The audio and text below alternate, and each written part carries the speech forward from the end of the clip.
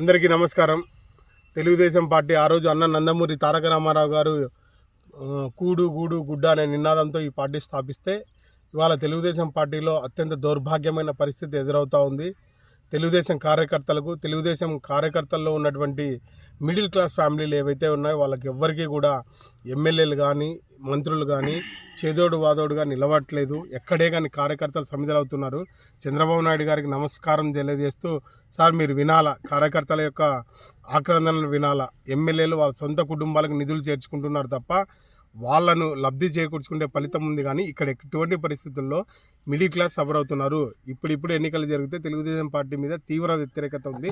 స్థానిక సంస్థల ఎన్నికల్లో వైఎస్ జగన్మోహన్ రెడ్డి వైఎస్ఆర్ పార్టీని నిలబెడితే ఖచ్చితంగా ఓటమి చూడాల్సి వస్తుంది. తెలుగుదేశం పార్టీ ఘోరంగా ఓడిపోయే పరిస్థితి వస్తూ ఉంది. తెలుగుదేశం పార్టీ మీకు చెప్పదలుచుకున్నా, మీ దగ్గరికి అపాయింట్మెంట్ దొరకదు, లోకేష్ సార్ దగ్గరికి అపాయింట్మెంట్ ఇవ్వరు.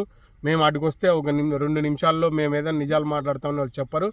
స్థానిక సంస్థల్లో జగన్మోహన్ రెడ్డి గారు నిజంగా పోటీకి నిలబెడితే మన పార్టీ ఘోర ఓటమి చవిచూసే పరిస్థితి ఉంది. సార్ ఇది ఒక్కసారి పార్టీని కాపాడుకోండి. మీకోసం నమ్మి 175 నియోజకవర్గాల్లో మనం తీసుకున్నటువంటి సీట్లన్నీ కూడా మిమ్మల్ని చూసి ఓట్లేశారు చంద్రబాబు నాయుడు సార్. తర్వాత ఎమ్మెల్యేలు ఎంపీలు వీళ్ళంతా కూడా కేవలం మీ యొక్క భిక్ష అంతే తప్ప ఎవరిని చూసేలా సనాతన ధర్మాలు మాట్లాడుతున్నారు. భగవద్గీత గురించి మాట్లాడుతూ ఉన్నారు.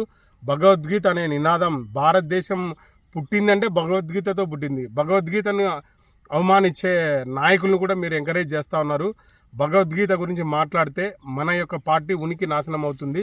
ఇక నుంచి మీరు ఆలోచన చేయండి సార్.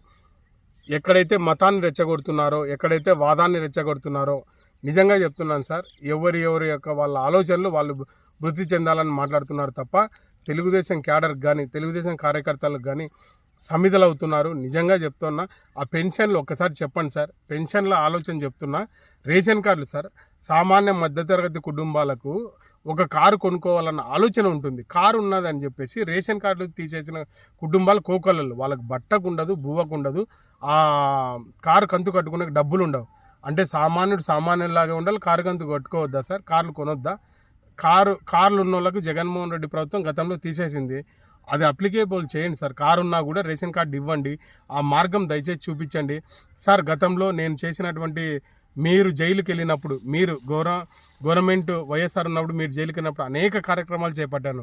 మీరు నాకు అపాయింట్మెంట్ ఇస్తే అన్ని యూట్యూబ్లో అన్ని వీడియోలు నేను తెలుగుదేశం పార్టీ కోసం పనిచేసి చూపిస్తాను సార్. మీరు చర్యలు తీసుకుంటే ఈ తెలుగుదేశం కుటుంబం ఇలా ఉంటుంది. తెలుగుదేశం మీద మీరు అభిమానంతో తెలుగుదేశంలో 40